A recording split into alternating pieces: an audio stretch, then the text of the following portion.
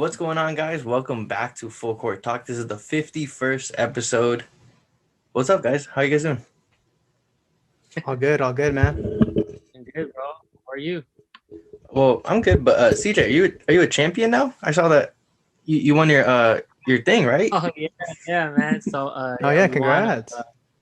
Thank you. We won our league. It was a very close game, but we pulled through towards the end. And like you guys discussed, like it means a lot because it was the first time that my girlfriend's watched me play, and it was the first championship that I won in front of her. So yeah, That's I'm a pretty cool. champion, dude. Thank you. Congrats, man. But we have a lot to get to. Speaking of champions, one could be crowned on tomorrow, I guess. But we're gonna get into that. First thing we're gonna talk about, obviously, Space Jam, one of the hottest movies out. Um, and then we're gonna talk about the Suns and what's going on with them. And then we're gonna talk about the Clippers and what they're gonna do post Kawhi injury. And then we'll round it out with JaVale McGee making Team USA. But so obviously Myles hasn't seen Space Jam, so I'm gonna try my best not to spoil it. But so It's all good. I don't care, man. It's true. It's not But, Marvel or anything. So yeah. But what did you think about it, CJ? Like I was telling you guys earlier, I enjoyed the original one better. Yeah. But at the same time, this movie is obviously, the audience is for the younger generation, right? And I think it does well for what it is, like you guys said earlier. A lot of the kids nowadays, like they don't want to play sports; they'd rather get into video games. My brother's a prime example of that. I think that's why he enjoys it so much. But the message is clear, and the acting was, you could say that it was cringy, but it works well with the kids. So as long as it works well with the kids, then it's good, right? But yeah, I don't mean to sound biased because I'm a part of the older generation, but I like the original one better. But this one was enjoyable, especially for my brother and for kids alike. I think obviously this is going to be their version looking back later on. So yeah, but overall, I mean, I didn't love it. I enjoyed it though. So yeah, Space Jam original was better to me. Yeah, I agree. I think it was good for what it was. Like, obviously, this is geared towards kids. Yeah, Obviously, most adults probably aren't gonna like it. The reviews were pretty bad. And obviously, I think they thought of it as an adult movie when they shouldn't have. yeah, And I think, like what we said, like 30-year-old men and women shouldn't be complaining about a kids movie being cringy. yeah, Um, I thought it was okay. I enjoyed it. For the most part, for what it was, I enjoyed it. I think the Goon Squad was pretty entertaining. Damian Lillard was actually very entertaining. I thought Klay Thompson yeah. should have got some more lines, but I thought Yeah, Diana Taurasi was kind of done dirty. She looked kind of weird. Um, yeah. they made AD look pretty stupid physically and like mentally. I don't know if He they was were going for that. I think what his role was supposed to be like the original tall, lengthy monster in the original Space Jam. It was comparison to that, but yeah, it was a little bit too much. Like Yeah, it didn't work well. because like he's always been known as like a smart guy on the court, and like they made him look really dumb at times. So it was kind of weird. Um, Yeah, I think the one the one thing I have to say is like LeBron's acting wasn't great, which is hmm to be expected from a professional athlete. But like his yeah, screams were so funny, like the ah, and it was just yeah, like yeah, kind of weird because like I don't know, it was funny because they used it a lot. Um, yeah, but all in all, it was an enjoyable movie. I think if you're a basketball fan, you'll enjoy it. Not much basketball yeah, play is played, but if yeah, you like NBA Jam, it was entertaining in that sense. yeah. I also want to give a shout out to the Bay though. Dame and Pilo. Yeah, They they were made it putting in. on. That was pretty cool. Yeah, they made it in. So shout out the Bay. So a big movie with LeBron in it, right? Yeah. Not the best, but the fact that he has a track, or Pilo has a track in there, Damian Lillard too. So the soundtrack is pretty good. I like the soundtrack actually. Yeah, and especially with like soundtracks becoming what they are for movies now, like a lot of people enjoy it. Like good soundtracks for movies. Like I think Black Panther was like one of the best ones Black that I've Panther, listened to yeah. personally, and I thought Space Jam had a good soundtrack too. Yep. But moving on to the NBA Finals, the Phoenix Suns are on the brink of losing, and the Bucks are now 3-2. So, what's going on with the Suns?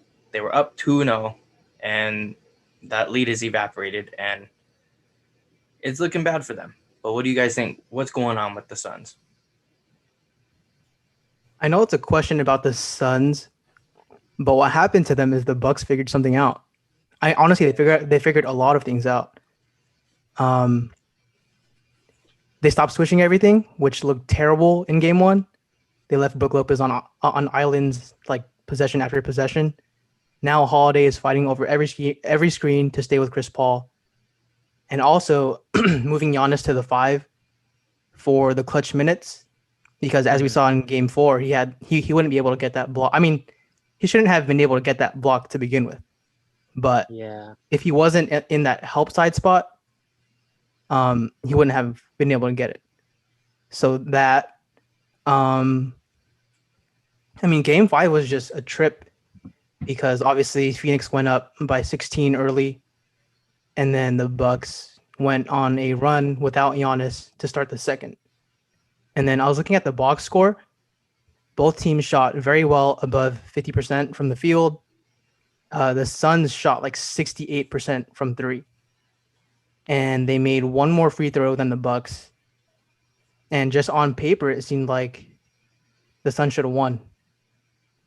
But just with the eye test, it seems like the Bucks are okay with Booker going off as long as they kind of control Ayton and Paul. So yeah, the Suns are struggling because of adjustments that Bucks have made. And credit to Budenholzer, honestly, because I'm sure he's heard the outside noise. You know how coaches and players say, "I don't listen to the media, I don't listen to fans," but Yeah. in this day and age, it's hard not to. So I think the Bucks just figured them out. I hope Chris Paul can bounce back and at least have a good game, even if they lose, because if he doesn't, oh, that's such a bad look, man. Such a bad choke. Yeah.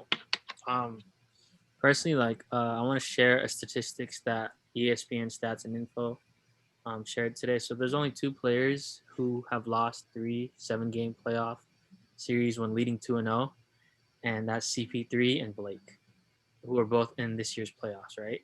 So CP, like, it's not looking good for him, and I want to apologize to Myles because he predicted it very well. It's looking like it's ending in less than 7, but the Bucks have figured it out, you know.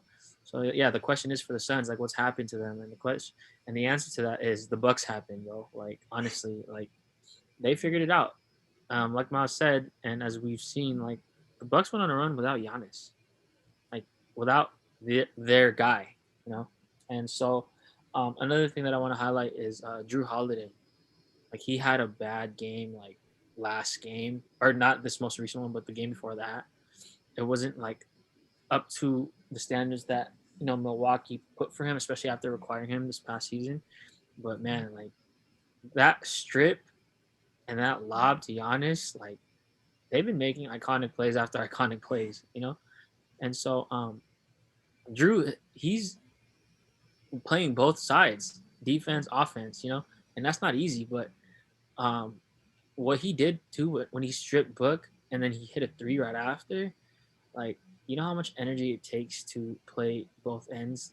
Guys like Clay, Jimmy Butler do it on a nightly basis, but like, to do it like the way that Drew Holiday's been doing it now, especially in the finals, like, you got to give your respect to him. But yeah, it's just Giannis, Chris Middleton, and Drew Holiday. They're stepping up when it matters, and they figured it out.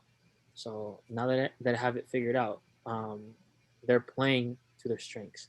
CP3 and Aim are being non-factors. They're letting Book go for 40. He went 40 back to back, and they still lost. So that's saying something. So it's a scary sign. And look at Giannis, one of the most humble superstars we've ever seen. Like, his version of Kobe's job not finished is him talking more, but he still has that straight game face, you know.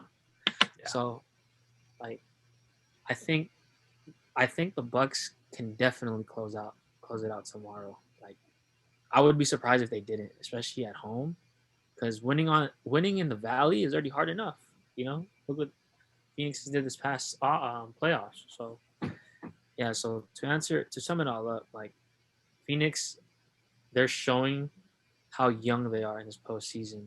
Yeah. You know? And I understand that Giannis and company don't have much experience either, but history is not on the side of Chris Paul, and the only person on that team that could say they went to the finals is Jay Crowder. Everybody else is new and young, so it's not looking so good. But like Myles said, I expect CP3 to at least perform, even if they lose. I'm hoping, because if not, they're gonna forget what he accomplished with OKC in this season, and they're just gonna say that he choked that playoff series. So, yeah, Yeah, and I think you guys said it well. The Bucks have just figured them out. I think something to note on the Suns' end is I think they lost trust in each other.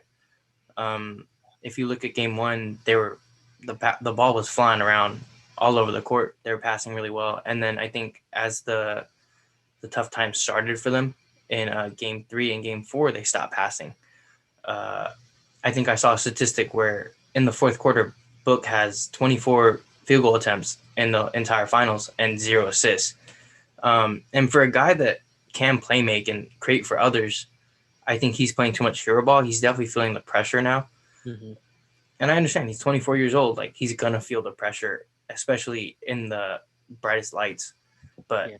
Chris Paul having double-digit turnovers in 3 games, like, it's tough for him. Drew Holiday's been amazing for them.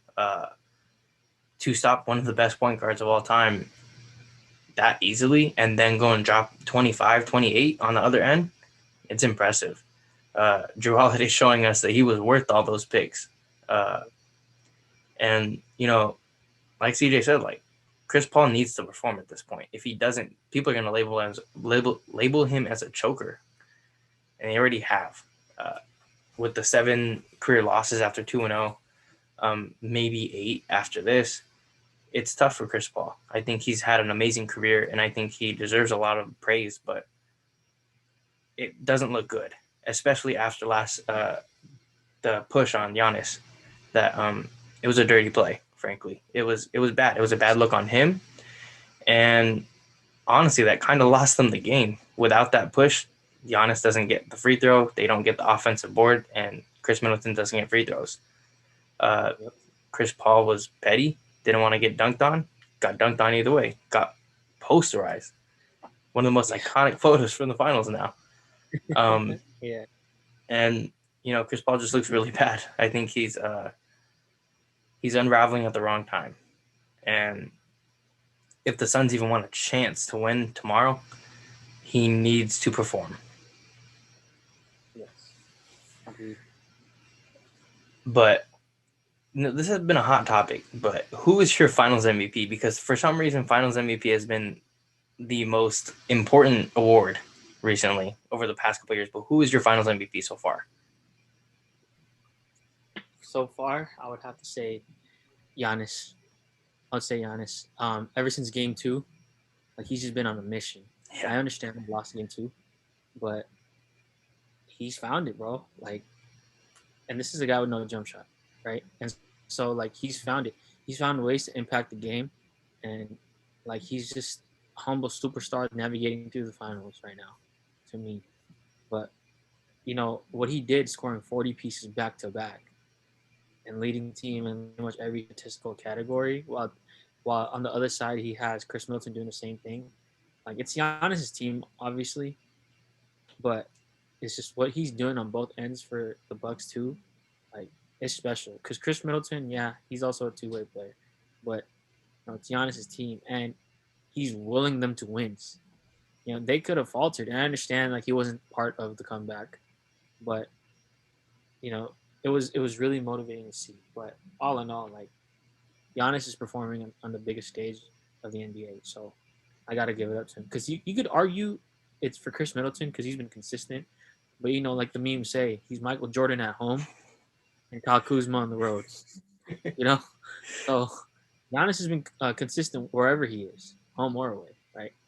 Yeah. So he got the slight advantage. And Drew Holiday, you know what he does. It doesn't show up in the stat sheet, but unfortunately, he's not going to get the Iguodala treatment. He's not going to get that Finals MVP. Yeah. So, all in all, it's got to be Giannis, especially if they win tomorrow. Yeah. So, yeah. This is a good question considering where basketball Twitter is right now. It's so toxic, man. Like, I don't know how we got to this point where we're discrediting dudes as they're being great. Especially the talk about, I know he has no jumper and he has no bag per se, but he's the most athletic dude in the NBA. Like, I probably shoot better than him from 3 and free throw. That's about it. And even so, I couldn't get a shot off of him. Yeah. Or off on him. So, like, height and size and athleticism counts in basketball. Definitely. Like, that has been used as an argument to disparage LeBron. Oh, he's just big. He's big. Sure, but he also worked for his body, So, and then there's always the argument between like Shaq or Kobe, like what's more valuable, like the foundation or the closer. But they're really two parts of a whole. One doesn't win without the other. We've seen that. And yeah, Giannis has been, like, I would give it to who's been the most consistent, and that's been Giannis. I know Middleton is their closer. There's nothing wrong with that. Shaq won all 3 of those finals MVPs. And I think Giannis should win this one. The fact that CJ just brought up Drew Holiday is funny. I mean, shout out to him for just showing up like that.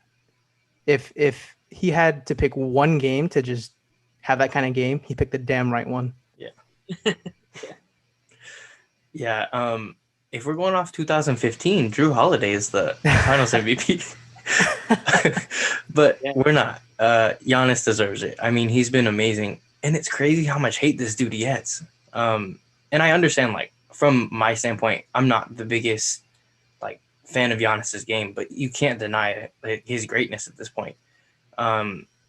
He puts up a lot of stats, but he does it very efficiently outside of the 3-point and free throw territory, but he does a very good job of doing what he needs to do now. He's not forcing threes. I think last game he took 1 3, which is much better than his, like, playoffs where he's leading the team in three-point attempts, which is not what you should have. But I think he's done a phenomenal job of scoring, rebounding, and he showed in that Game 4 block that he is the best help side defender.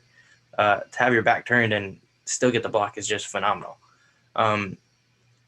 Chris Middleton is a closer, and he's been their closer for a long time. But like you guys said, consistency needs to be addressed, and Chris Middleton, outside of Milwaukee, has been one of the most inconsistent players.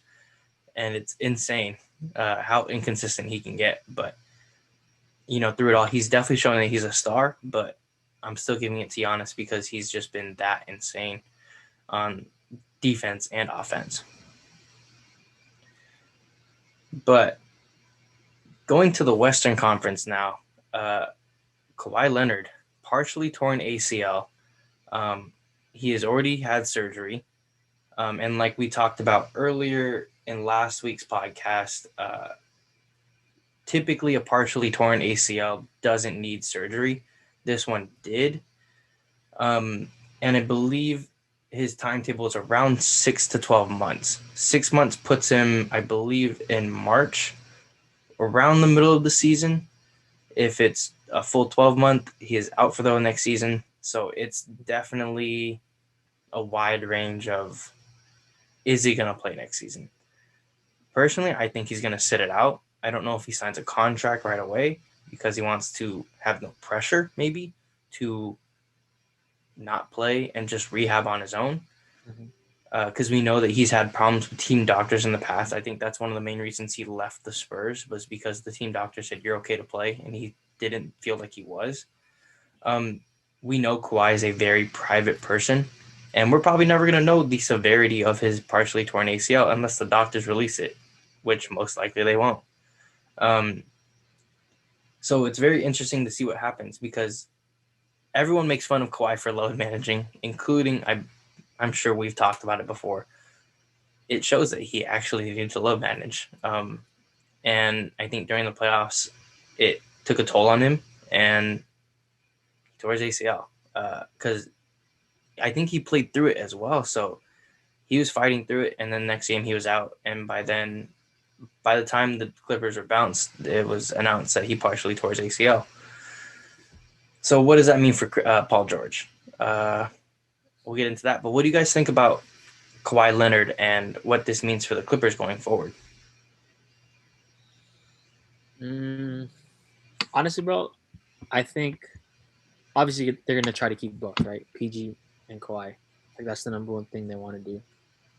But with that said, I think this might be time for an audition for Paul George. So if we follow a schedule like what you just brought up, Spence, so it brings him back around March, right? So that's plenty of time for Paul George to be that guy, right? And I hate to say it, I have to wash my mouth after, but he showed it in the playoffs, kind of. All right, kind of.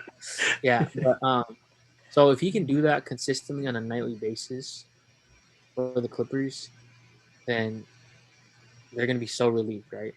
Because that way they'll show Kawhi like, hey, like we don't really need you. We would love to have you, but we don't really need you, especially if Paul George is playing the way that he does. So with that said, I'm pretty sure like seeing what Kawhi has done in the past, he's gonna sit out.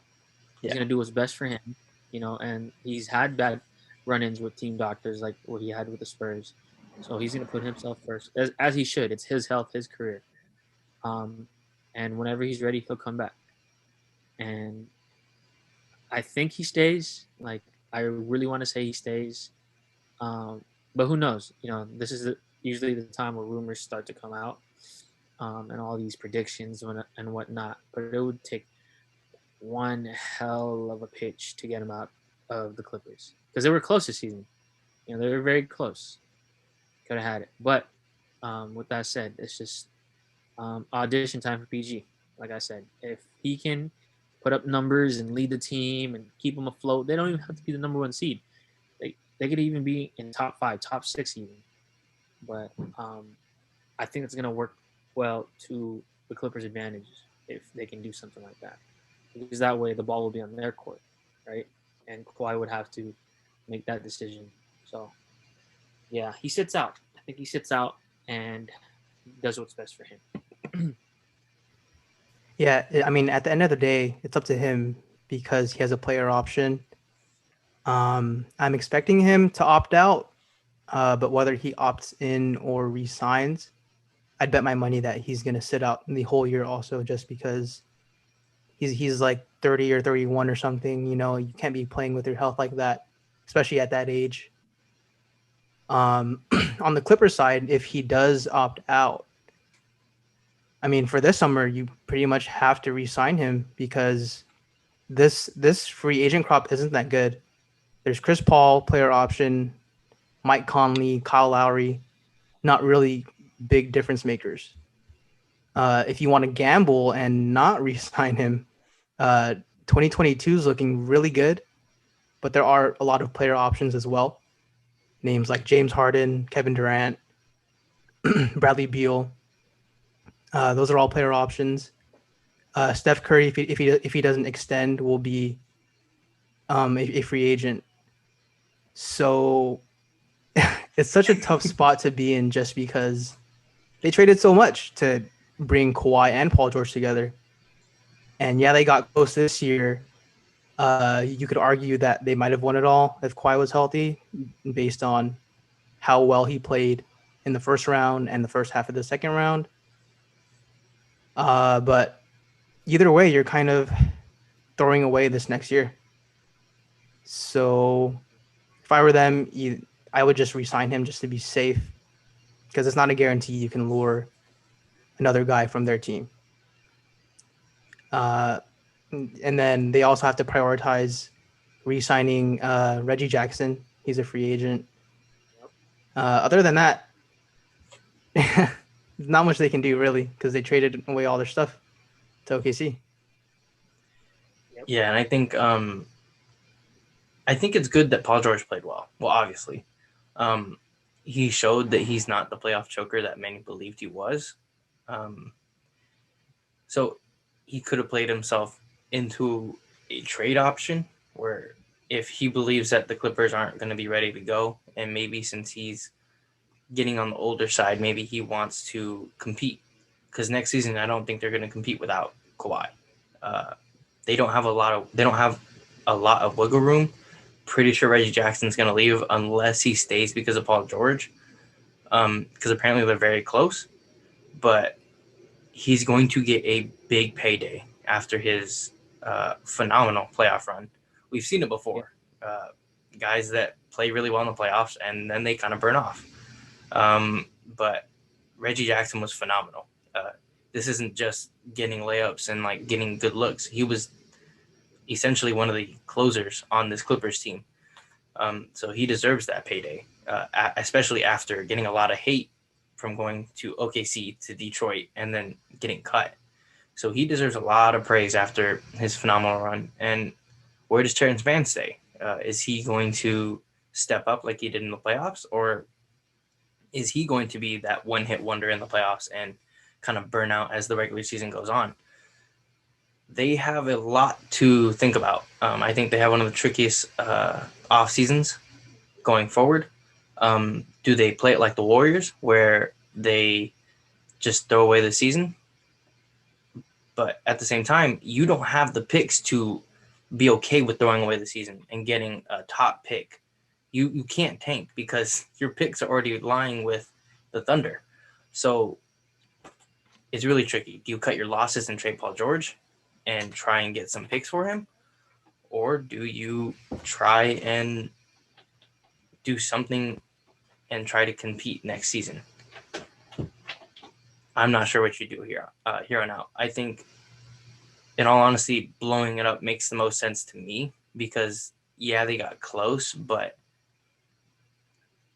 a 30-year-old Kawhi coming off a partially torn ACL and then Paul George coming back and them not even playing well together when they are together, is it worth running it back?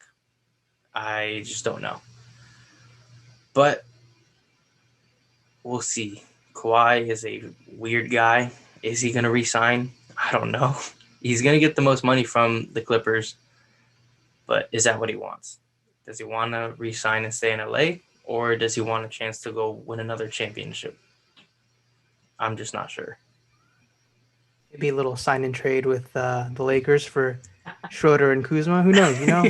Anything can happen. I think it's a sign and trade for Alan Smiley to the Warriors. I heard Smiley's really good. I'm just spitballing here.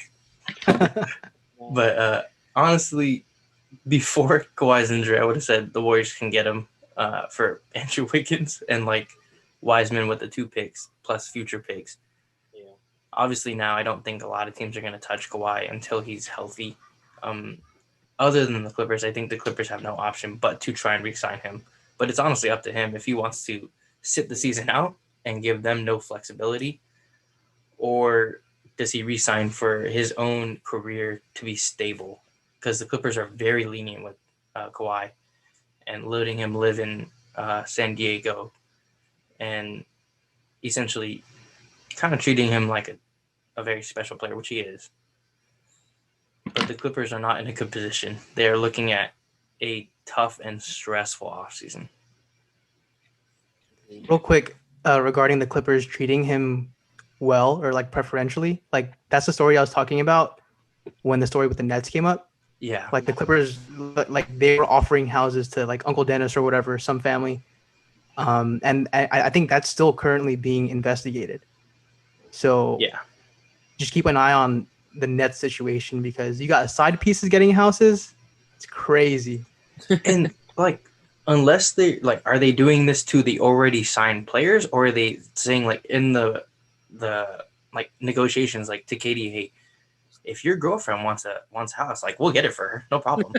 Like, that sounds illegal to me. I'm Agreed.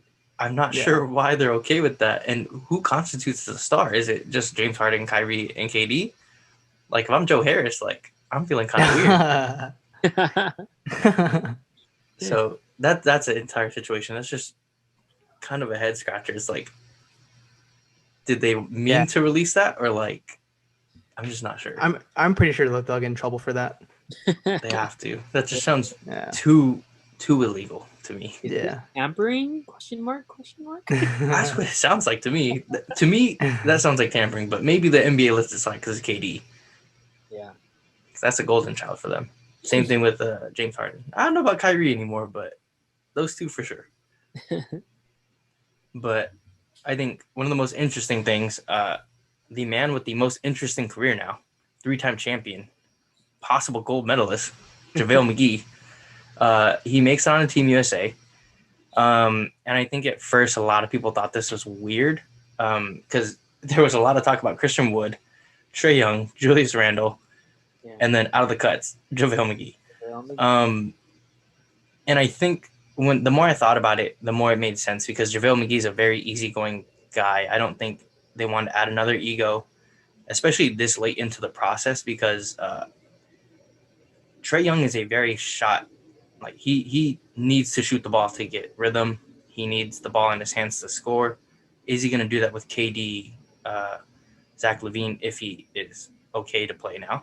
Because he's in protocols. There are a lot of mouths to feed on offense, and I think JaVale McGee made a lot of sense in that term because all you have to do is just throw it up for a lob. You don't need to cater to him on offense. He's not going to take the ball and go in the post a lot, if ever. Defensively, he's a guy who can switch on the perimeter a little, but he's anchor on your defense, good rebounder, very athletic, can play 2 to 5 minute spurts, give you a lot of energy off the bench.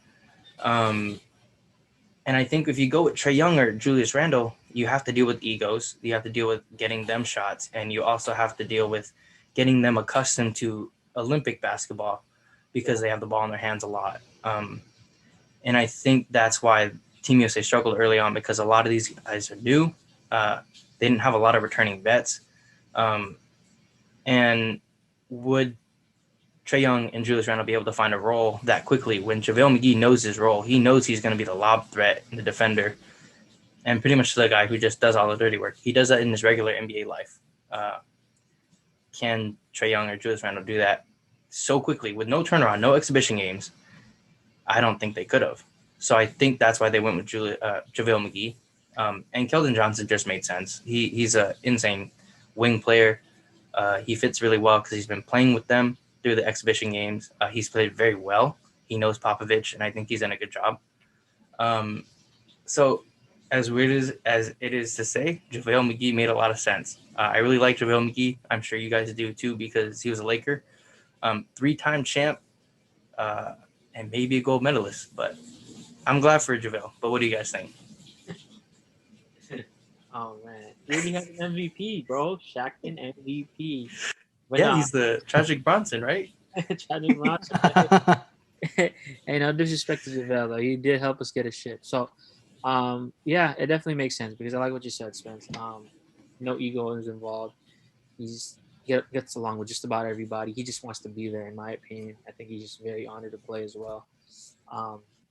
And I think if I had to choose how it got to the point of getting JaVale, I would say a big part of it was Draymond. Because Draymond is, their anchor on defense. Another got Bam, but JaVale is somebody that Draymond is familiar playing with. And so we know his track record when it comes to playing with bigs. He just knows how to, position them, tell them where to go with the lob threats and everything, defensive schemes and whatnot. So, yeah, it was very random because he wasn't even in the poll like at this point of his career, but it made sense. USA needed a big. They don't need somebody that will demand the ball down low, post up, and whatnot. And JaVale is just the perfect role player in my opinion.